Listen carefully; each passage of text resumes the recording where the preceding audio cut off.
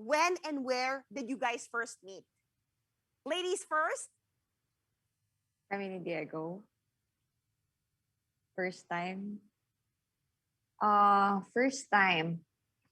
sa engagement party ng sister ko. Yes. Wow. Sa So that was quite recent. Recent, yes. Ayan. Oh, ito naman number 2. What was the first thing that you noticed about each other? Diego? Okay. May childish side si Cristine. May pagkabata siya. Yes. I'm True. sure nahugot Yeah. niyo lalo yung chemistry niyo doon. Eh, ikaw, Christine, ano yung first na na-notice mo kay Diego? Sa newest heartthrob? Sa newest heartthrob.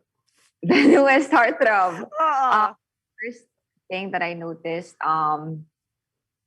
very, charming. Agree na agree naman dyan. Eh, eto naman, who was the first to initiate conversation? Siguro nag-usap naman kayo sa engagement party ni Ara. Brief lang yun, parang introduction lang. Actually, nag-intro sa akin si Miss Teresa Loyzaga po. Oh. Yeah. At eto naman, what was the first memorable or unforgettable thing that happened on the set of Encounter? Unforgettable, I think, sunset. Yes! Ang ganda nun. Yung may sa eksena nyo. Yes! Ang ganda, grabe. We love that shoot. Kasi, Naghahanap kasi kami ng kanta na bagay doon sa sunset talaga. Tapos dun sa phone na. Tapos legit may music kami, may naka-earphones kami. Nakikinig talaga kami ng music ni Diego. And then sunset view, lahat ng tao nasa likod namin. So yung harapan namin, walang tao. May sunset view kami, nakaupo kami. Tapos nakikinig kami ng music. Solid yun.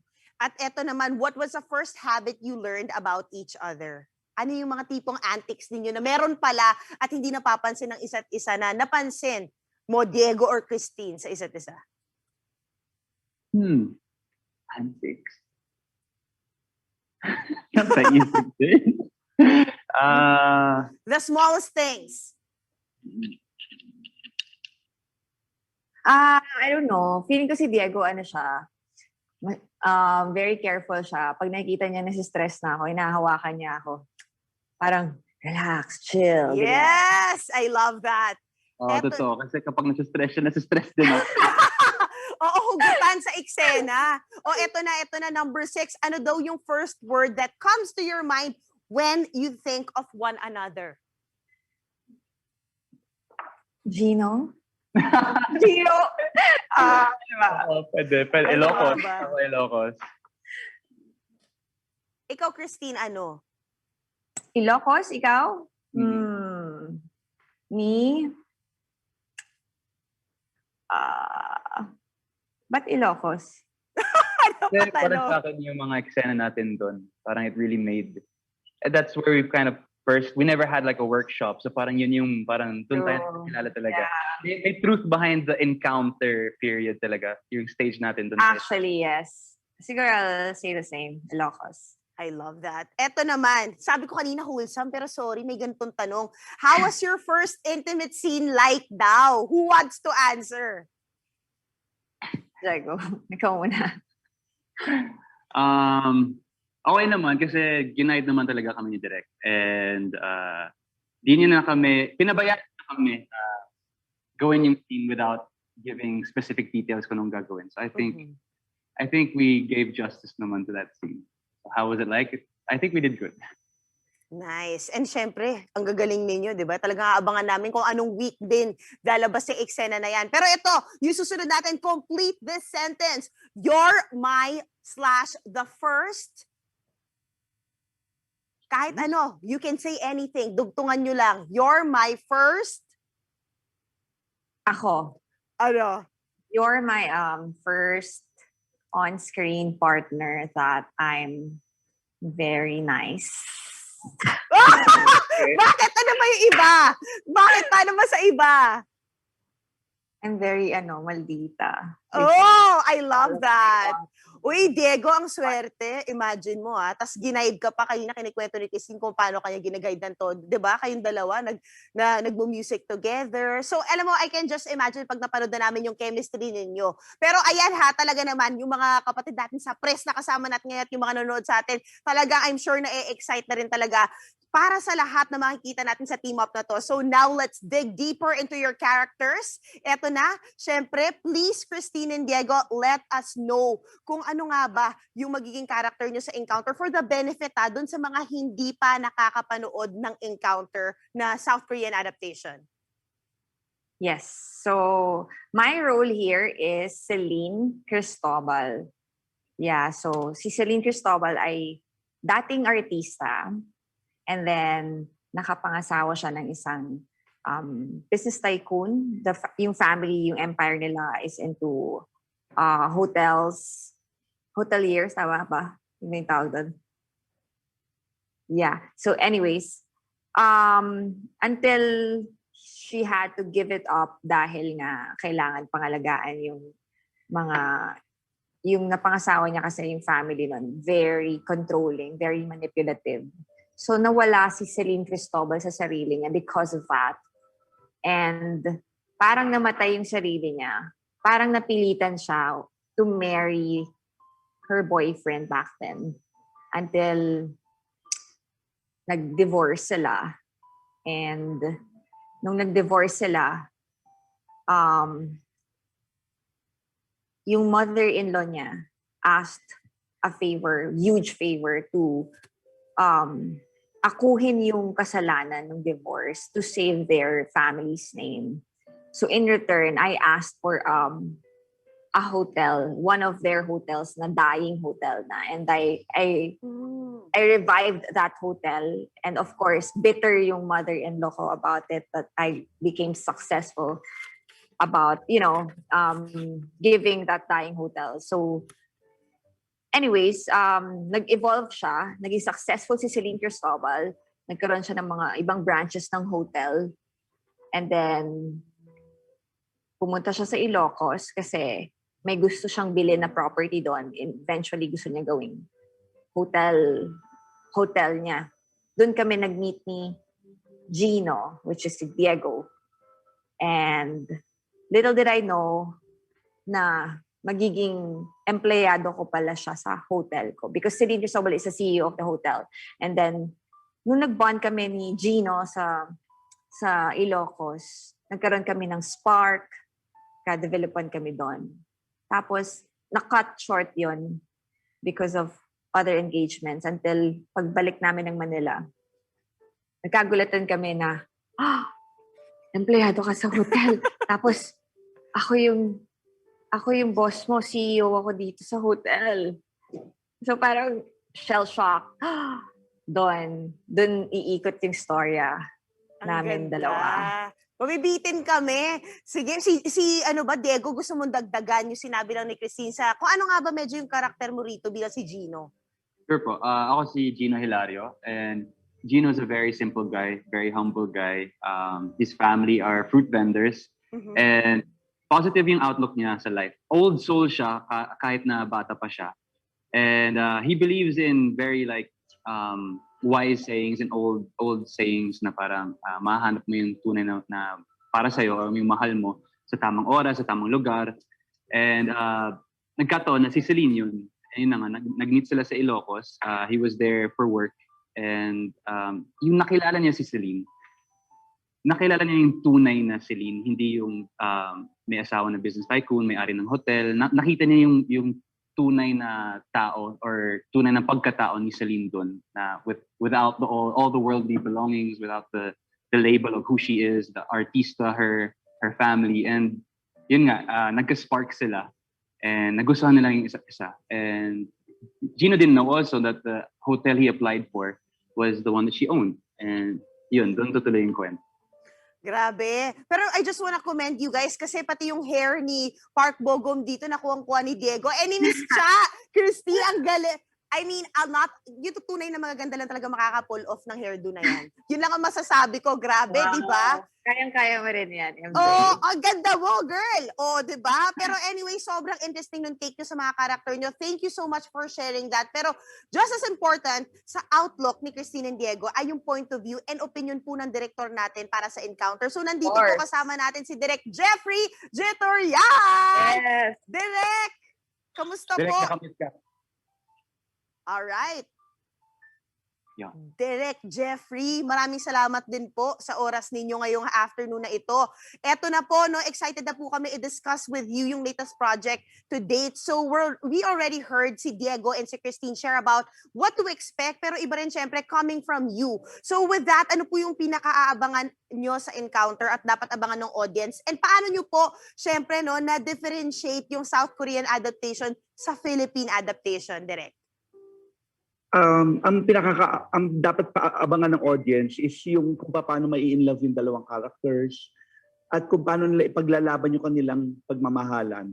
Kasi yung kwento, two strangers meet in a romantic place and fall in love instantly, but there are circumstances that prevent them from pursuing their relationship. Like yung age gap at saka yung employer-employee relationship. Yung employer-employee status nila.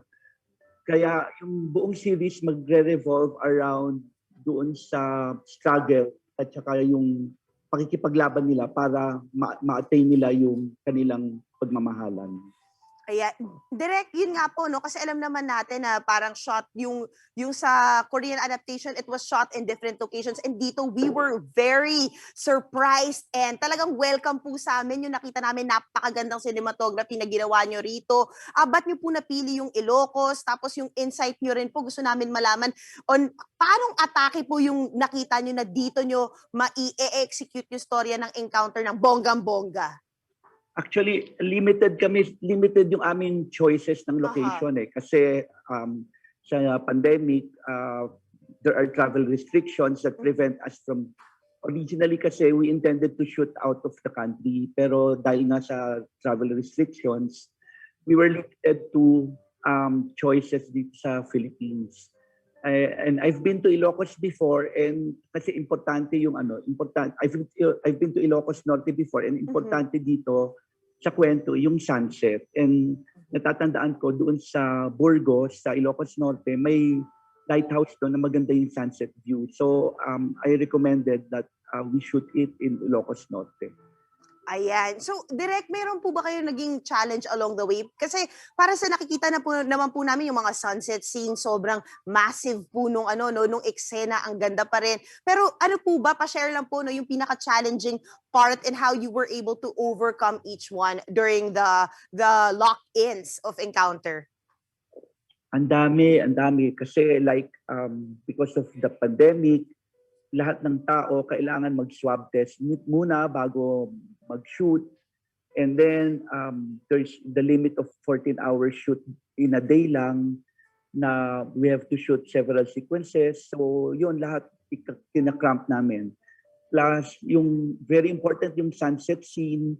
Alam naman natin ang sunset, it takes only about 30 minutes. So we had to cramp all the scenes within 30 minutes. Wow!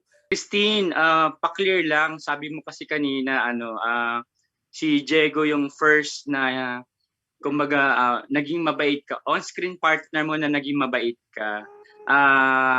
Dahil ba 'yon sa kumbaga hindi pa kayo close o bagong kakilala mo lang siya? Kaya ka naging maldita dun sa iba dahil close ka na? No. No, I think it comes with life. I used to be a brat. Now I think I've grown. So I appreciate what I have right now. I'm grateful for what I have. So I don't want to put burden to anybody I'm working with. So personal, pala yun? Hindi dahil mabait din sa'yo si It's not Diego. about them. No, it's not about them. It's about personal growth. Okay. Si Diego naman pasagutin natin noon kasi si Crystal lang na sumagot kanina eh. Diego, ikaw what's your parang ano yung my first with Christine? My first, she is definitely one of the first partners I've had on screen that I've learned so much from, and I saw how professional she is with her work, with how she wants to get the scenes done, with how she arrives on set ready. She knows the lines, she knows what to do, she knows the action, she's in character. Even pag cut, kailangan ko lumapit and is it Christine or is it Celine? So she's very professional, and it's definitely one of the first times that I've worked with someone on her level of professionality. Wow. Wow. So, Diego, hindi mo na naranasan yun, sabi ni Christine kanina, na naging maldita siya noon sa mga partners niya. No, hindi talaga. She was nice from day one. Last question na lang. May pressure ba sa inyo, of course, yung unang gumanap nung encounter, si Park Bo-gum at saka si Song Hye-kyo? May mga ginawa ba kayo na para maging sa inyo yung character?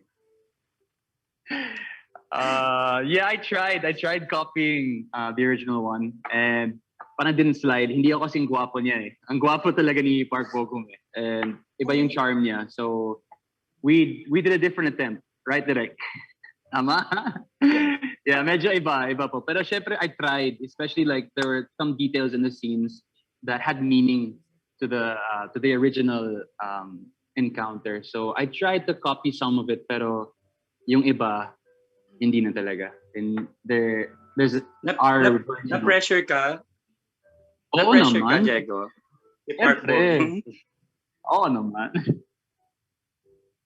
Yeah, so ako rin, Christine. pressured din ako knowing the fact that number one, highest rating Korean drama series. Number two, and two biggest stars in Korea. So there was a huge pressure na dala-dala ko bago to magsimula, and until we were doing it, I was always thinking about it na sana maging maganda yung Philippine adaptation namin. That's why every time na ginagawa namin to, nag-shoot kami, talagang we really, really check everything na kung merong onting mali, we have to do it all over again. Kaya ganun namin siya ginawa. Wow. May effort kang ginawa para medyo maiba? Kay Song Hye-kyo? Effort siguro in terms of how Song Hye-kyo attacked the role. I had to also kind of imitate, but not everything, kasi according Direct Jeffrey wanted it to be our version as well, hindi yung gayang-gaya. Kumusta yung paano mo i-assess yung chemistry at yung pagtatrabaho dito ni na Christine at Diego? Nag-work naman kasi kanina kape-preview lang namin nung trailer at saka a few scenes nung episode, and kinilig naman kaming lahat. So Yes. ito parang trailer pa lang kikiligin na kayo. So what more kung yung buong episode. Tapos si Christine, I've worked with her before and experienced ko yung time na maldita pa siya.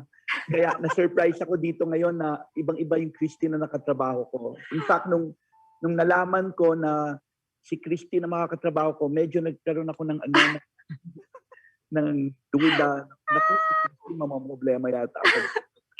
Pero nothing that sort happened.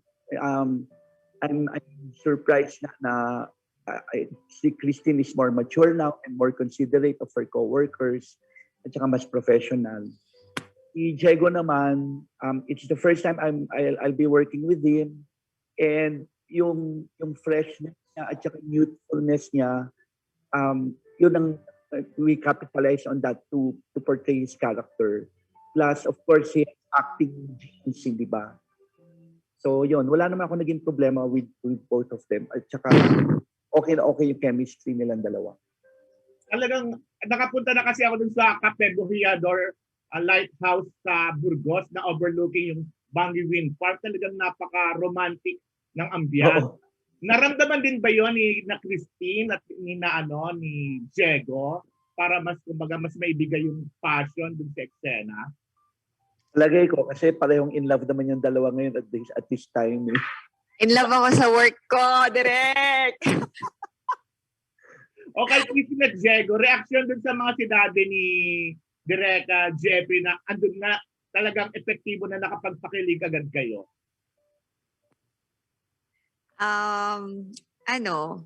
I'm flattered, of course, and tama si Direk kasi kanina lang bago tayo mag-start ng media conference, nanonood talaga kami ng mga clips na ginawa namin. Talagang lahat kami natuwa, lahat kami kinikilig. And yung pagod namin, parang nawala nung napanood namin yun. So, all we have to do is trust Direct Jeffrey, trust the whole production, trust, of course, Diego. So, thank you then for trusting me and yan. So, thank you. Diego. Yun po, nakakatuwa kasi syempre galing sa director ko yun eh. So it's affirming knowing that we're portraying the roles or the characters the way that he wants it to be portrayed and be seen and for the audience to watch. So there's nothing more affirming naman for an actor than to hear na you're doing your job right. Last question ko na lang for Diego pa rin. Kumusta ka ngayon na ito nga meron kang isang malaking bagong project na talagang aabangan namin? Masaya, nakakatuwa. I feel good being back at work. May purpose. Everyone needs a purpose and my one is being at work. So it's fulfilling and I'm contented now with what I'm doing. And I'm happy to be working with my director and my co-star na si Christine kasi marami akong natutunan sa kanila. It's a very different kind of project for me as compared to my past one. So, it's another stepping stone and it's another learning experience for me. Marami kang naging bagong kaibigan dahil sa project na to? Na other artists? Oh, yes. Pero hindi ganun kalaki yung cast eh. So, yes and no. But the ones I did make friends with, I know they're solid friends now. They're real friends.